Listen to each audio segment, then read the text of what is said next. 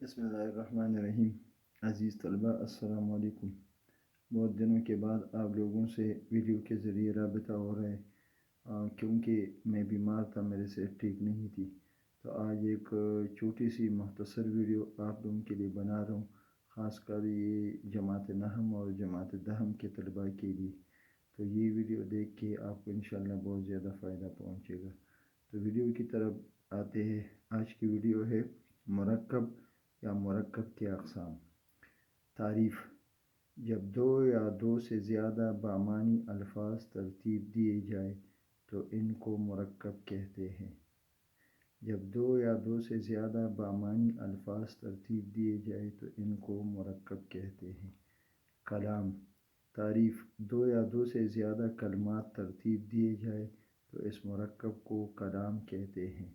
کلام کی دو اقسام ہیں جو درجہ ذیل ہے۔ نمبر 1، کلام تام یا مرکب تام۔ نمبر 2، کلام ناقص یا مرکب ناقص۔ نمبر 1، کلام تام یا مرکب تام۔ دو یا دو سے زیادہ کلمے اس طرح ملا کر بولے جائے کہ پڑھنے یا سننے والے پر اس کا مطلب پوری طرح واضح ہو جائے تو اسے کلام تام یا مرکب تام کہتے ہیں۔ مثلاً عمیر باہر چلا گیا، سورج طلوع ہوا۔ نمبر 2، مرکب ناقص یا کلام ناقص یا مرکب ناقص۔ جب دو یا دو سے زیادہ جملے اس طرح ملا کر کہے جائے کہ کہنے والے کا مطلب پوری طرح سمجھ میں نہ آئے تو اس کلام کو کلام ناقص یا مرکب ناقص کہتے ہیں، جیسے اونی کپڑا، صبح و شام، جاوید کا بھائی وغیرہ۔ مرکب ناقص یا کلام ناقص کی اقسام۔ مرکب ناقص کی چند عام استعمال ہونے والے اقسام درجہ ذیل ہے۔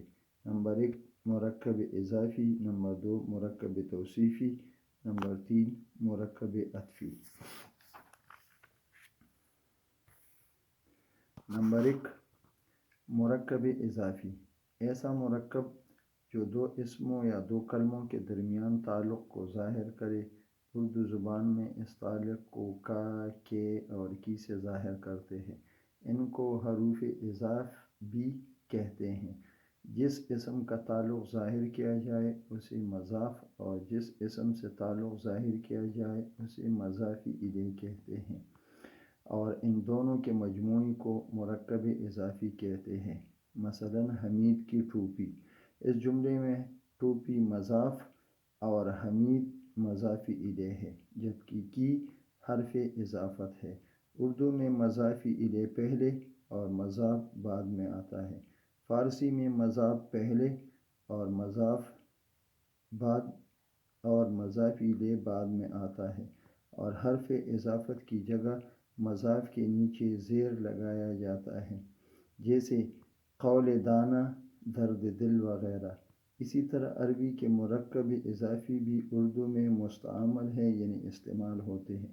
مثلاً کتاب اللہ، رسول اللہ، رب العالمین وغیرہ۔ ان میں اللہ اور عالمین مضاف الیہ اور کتاب، رسول اور رب مضاف ہے۔ ڈیئر اسٹوڈنٹ، مجھے امید ہے کہ آپ کو یہ ویڈیو پسند آئی ہوگی۔ آج کے لیے اتنا ہی کافی ہے۔ آج ہم نے مرکب اضافی پہ بات کی ہے۔ اگلی ویڈیو میں انشاءاللہ مرکب توصیفی اور مرکب عطفی پہ بات کریں گے۔ بہت شکریہ۔ اللہ حافظ۔